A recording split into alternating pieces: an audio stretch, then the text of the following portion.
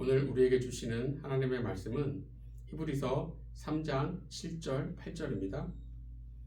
그러므로 성령이 이르신 바와 같이 오늘 너희가 그의 음성을 듣거든 광야에서 시험하던 날에 거역하던 것 같이 너희 마음을 완고하게 하지 말라. 아멘. 오늘은 주님의 살피심과 도우심을 신뢰하고 확신하라. 주님의 살피심과 도우심을 신뢰하고 확신하라 라는 제목으로 말씀을 증거하도록 하겠습니다.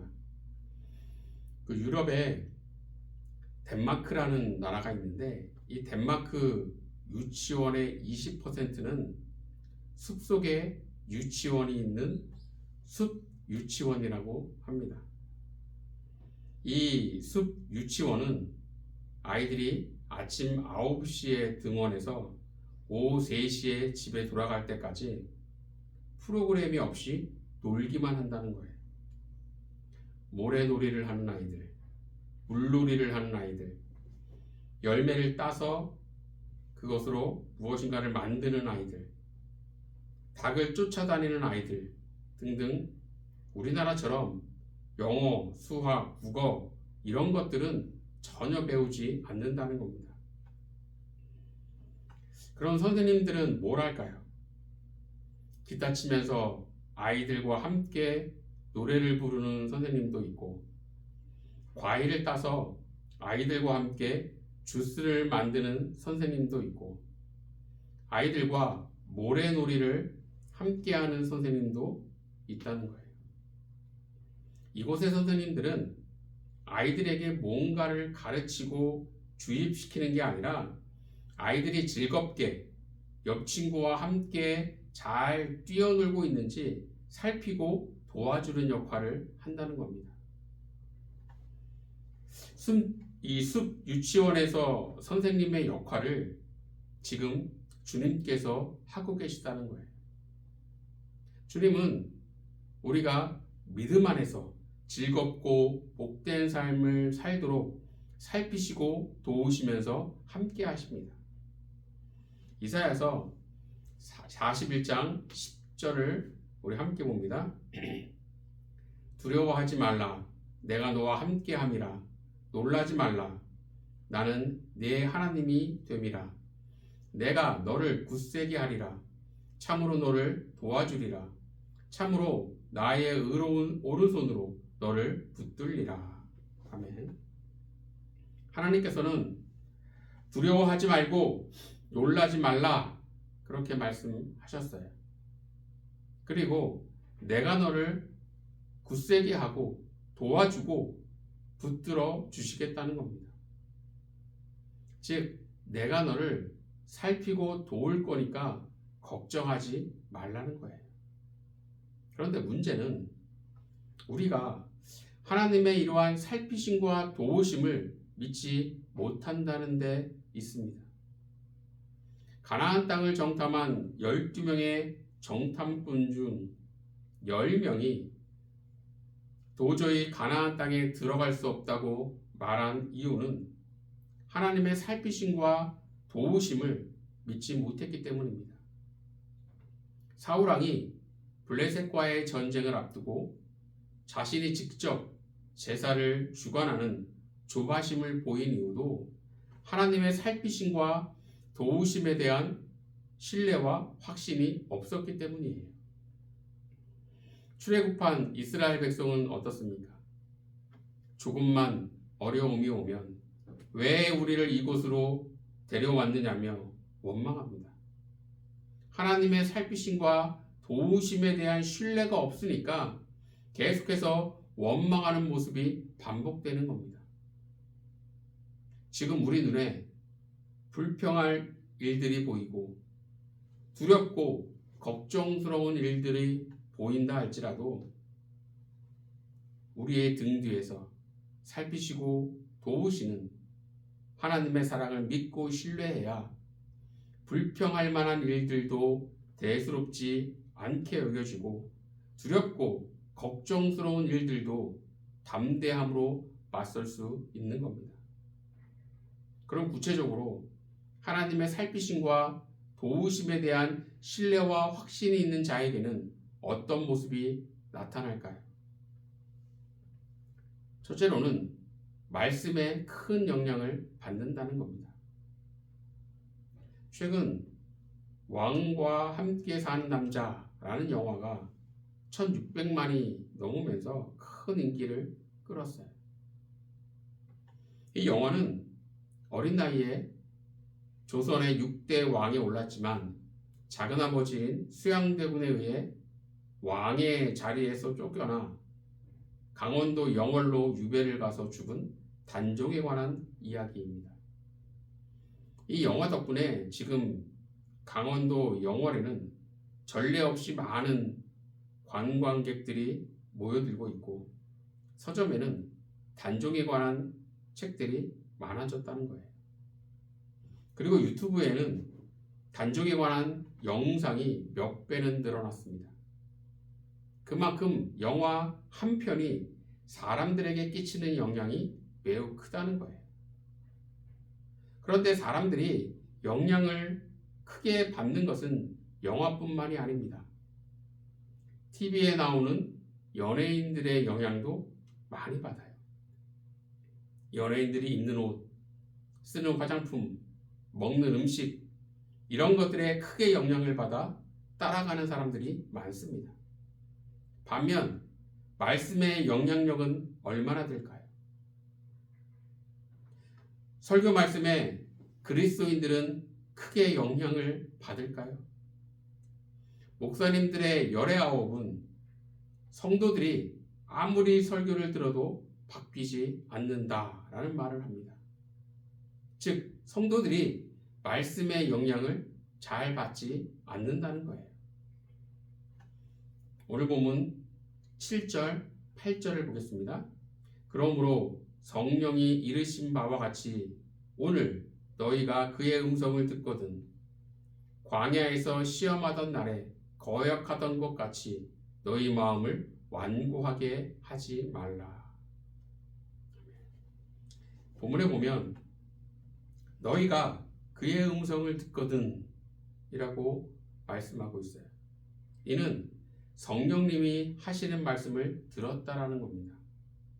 그런데 문제는 본문 8절에 보면 너희 마음을 완고하게 하지 말라라고 말씀하고 있어요. 이것은 성령님의 말씀을 들었지만 마음이 완고하여 말씀과 다르게 행동한다는 거예요. 즉 세상에는 큰 영향을 받으면서도 정작 말씀에는 그다지 영향을 받지 않는다는 겁니다. 마태복음 13장 13절을 보겠습니다. 그러므로 내가 그들에게 비유로 말하는 것은 그들이 보아도 보지 못하며 들어도 듣지 못하며 깨닫지 못함이니라. 여기서 그들이란 예수님의 말씀을 듣고자 모여든 사람들이에요. 이들은 예수님의 말씀을 듣고 싶어서 모여든 자들입니다. 그런데 문제는 이들에 대한 예수님의 평가가 보아도 보지 못하며 들어도 듣지 못하며 깨닫지 못함이니라 라는 겁니다. 예수님을 보기도 하고 말씀을 듣기도 하지만 크게 영향을 받지 않는다는 거예요. 어쩌면 우리가 예수님께서 말씀하신 그들처럼 들어도 듣지 못하고 깨닫지도 못하는 그런 자들이 바로 우리가 아닐까. 사무엘상 3장 10절을 보겠습니다. 여호와께서 임하여 서서 전과 같이 사무엘아 사무엘아 부르시는지라. 사무엘이 이르되 말씀하옵소서 주의 종이 듣겠나이다 하니. 사무엘은 자신을 부르시는 하나님께 말씀하옵소서 주의 종이 듣겠나이다 라고 말합니다. 즉 사무엘은 들을 준비가 돼 있다는 것이고 주님께서 말씀하신 것에 순종하겠다고 이미 결정해 놓은 상태입니다. 그만큼 사무엘은 하나님의 말씀에 절대적인 영향을 받는 자였다는 거예요. 오늘 우리의 모습이 바로 사무엘과 같아야 합니다. 말씀하옵소서 주의 종이 듣겠나이다 라는 사무엘의 고백이 오늘 우리의 고백이 되어야 하고, 주님의 말씀에 큰 영향을 받는 믿음의 사람이 되어야 하는 겁니다. 그런데 사무엘과 같은 이런 고백은 그냥 나오는 게 아니다라는 거예요. 하나님의 살피심과 도우심에 대한 신뢰와 확신이 있는 자에게 이런 믿음의 고백, 이런 믿음의 모습이 나오는 겁니다. 오늘 본문 8절에 보면 너희 마음을 완고하게 하지 말라라고 말씀하고 있어요. 여기서 완고하다는 것은 융통성이 없고 고집이 세다는 뜻입니다. 즉 하나님의 살피심과 도우심에 대한 신뢰와 확신보다는 자신의 의지, 경험, 생각 이런 것들을 고집하는, 말씀을 거역하는 모습이 나온다는 거예요. 그래서 우리는 사무엘처럼 말씀의 영향을 크게 받는 자로 변해야 하는 겁니다. 바라기는 하나님의 살피심과 도우심에 대한 신뢰와 확신을 갖는 믿음의 백성이 되기를 소원합니다. 그래서 말씀에 큰 영향을 받는 가운데 모든 것을 믿음으로 이겨내고 말씀으로 승리하는 저와 여러분이 되기를 간절히 축원합니다. 두 번째로 하나님의 살피심과 도우심을 신뢰하고 확신하게 되면 사랑과 따뜻한 온기를 삶으로 보여주게 된다는 거예요. 서울에서 대학을 다니는 4학년 여학생이 있었어요. 월세에 생활비까지 벌어야 했기 때문에 아르바이트를 3개나 해야 했습니다. 아르바이트를 하는 것만도 힘든데 최근 1년간 사귄 남자친구와 헤어지면서 몸과 마음이 무너졌어요. 그러다 보니 학교 수업도 제대로 듣지 못하게 되었고, 급기야 교수님이 이 여학생을 불러서 이렇게 말했습니다. 너는 돈 버는 게 그렇게 중요해? 가뜩이나 몸과 마음이 지쳐있는 그녀에게 교수님의 가시가 있고 냉랭함에 있는 말 한마디는 큰 상처가 되었어요. 그런데 며칠 뒤 시골에 있는 동생이 서울로 올라와서 만났는데, 동생은 문화상품권을 내밀면서 이걸로 책 사, 언니는 책 보면 행복하잖아 라고 말했어요. 이 말에 그녀는 눈물이 핑 돌았습니다. 동생의 말에는 사랑이 있고 따뜻한 온기가 있었기 때문이에요. 말에는 힘이 있어서 내가 던진 말 한마디가 돌이 되어 상대방에게 큰 상처를 줄 수도 있고, 반대로 큰 선물이 되어 기쁨을 줄 수도 있습니다. 지금 여러분이 주변 사람들에게 하는 말에는 가시와 냉랭함이 담겨 있습니까? 아니면 사랑과 따뜻한 온기가 담겨 있습니까? 그럼 하나님에게는 어떨까요? 가시와 냉랭함, 사랑과 따뜻한 온기, 둘 중 어떤 말을 하나님께 하고 있습니까? 이런 말이 있어요. 삶은 가장 큰 언어다. 우리가 보내는 하루하루의 삶의 모습이 하나님께 말을 하는 것과 똑같다라는 겁니다. 마태복음 25장에 보면 양과 염소의 비유가 나옵니다. 임금이 양에게 큰 상을 내리자 양이 왜 이렇게 큰 상을 주시냐고 물어요. 그러자 임금은 자신이 어렵고 힘들 때 너가 도움을 주었다는 겁니다. 양은 자신은 그렇게 한 적이 없는데 왜 그런 말씀을 하시느냐. 그러자 임금은 이렇게 말을 합니다. 마태복음 25장 40절을 보겠습니다. 너희가 여기 내 형제 중에 지극히 작은 자 하나에게 한 것이 곧 내게 한 것이니라 하시고, 임금은 말하길 어렵고 힘든 자들을 도운 것은 곧 임금인 나를 도운 것과 같다는 겁니다. 즉 양은 하나님께 사랑과 따뜻한 온기가 있는 말을 삶으로 보여주었다는 거예요.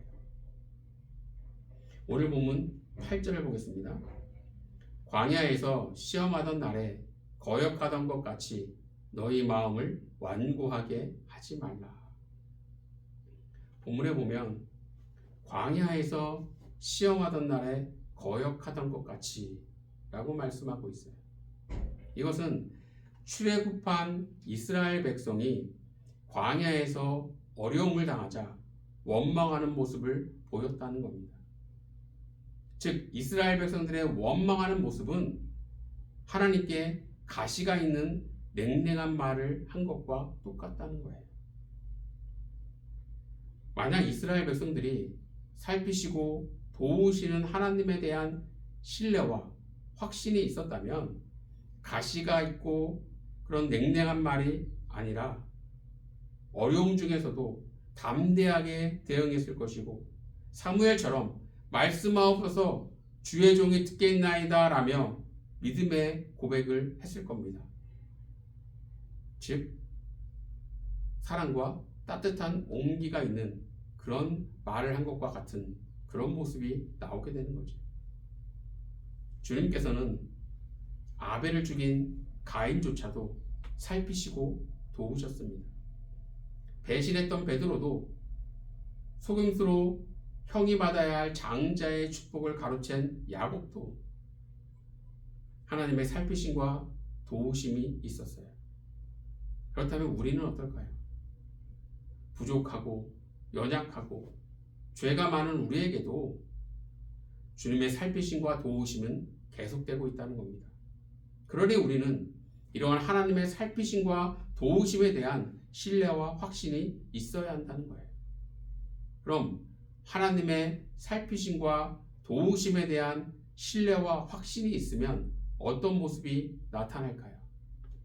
첫째는 말씀에 큰 영향을 받는 모습이 나타나고, 둘째는 사랑과 따뜻한 온기를 삶으로 보여주게 된다는 겁니다.